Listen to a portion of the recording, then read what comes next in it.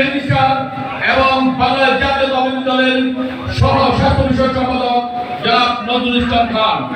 আমাদের মাঝে উপস্থিত আছেন যুবদল, ছাত্রদল, মূলদল এবং অঙ্গ সংগঠনের বিভিন্ন স্থানীয় নেতৃবৃন্দ। বাংলাদেশ জিন্দাবাদ, তারুণ্যের অহংকার তারেক রহমান জিন্দাবাদ, জিন্দাবাদ। আপনি হবেন প্রধানমন্ত্রী, কিভাবে হবেন সেটা আপনার জানার দরকার নেই, আমরা বানিয়ে দেবো। আপনি রাজি কিনা বলেন, খালি আমাদের অন্যায়গুলো ক্ষমা করে দেবেন। বেগম খালেদা জিয়া বলেছেন, বিএনপি ক্ষমতার জন্য লালায়িত নয়। আমরা ক্ষমতাকে নিজেদের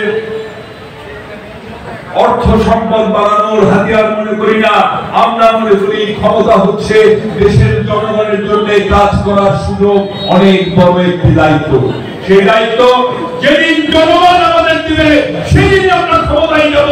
এর বাইরে অন্য কোনো পথে বিএনপি ক্ষমতায় যাওয়া বিশ্বাস করে না। একটি প্রস্তাব আপনার কাছে যখন গেল, খুশিতে হাতে মেহেদি রেখে লাফাতে লাফাতে বিদেশ চলে গেলেন, পরে আমাদের সে ক্ষমতায় বসে। সেদিন যদি বেগম খালেদা জিয়া রাজি হতেন, ওনাকে জেলেও যেতে হতো না, আমাদের এত ভাইদের আমাদের হারতে হতো না, ইলিয়াস আলীকে গুম হতে হতো না, চৌধুরী আলমদের গুম হতে হতো না, শাহরুখকে জীবন দিতে হতো না, আজকে যে চার ভাই জীবন দিয়েছেন জীবন দিতে হতো না, হয়তো সবাই মিলে আমরা ভালো থাকতাম। কিন্তু ইতিহাসের যে কলঙ্কিত অধ্যায়ের সাথে বিএনপি সম্পৃক্ত হতো, সেই অধ্যায় থেকে, সেই কালো অধ্যায় বিএনপি কপাল থেকে কেউ বুঝতে পারে।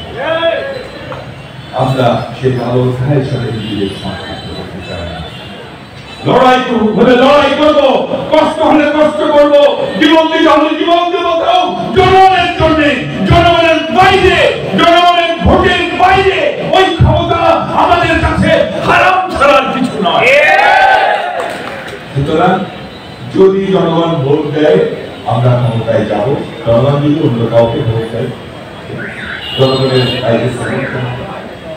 কিন্তু আপনারা যারা নিজেদের ক্ষমতায় যাওয়ার জন্য বিএনপির নামে বদনাম করছেন, এটা কি বলে, নিজের পায়ে কুড়াল দিলেন, অন্যের যাত্রা ভঙ্গ চেষ্টা করছেন।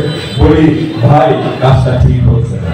নিজেদের সুন্দর সবাই মিলে আসেন, আমরা এক হই, আমরা দেশ করি।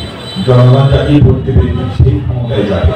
এই সমস্ত অপপ্রচার চালিয়ে অযথা নিজেদের মধ্যে সম্পর্ক সৃষ্টি করবেন।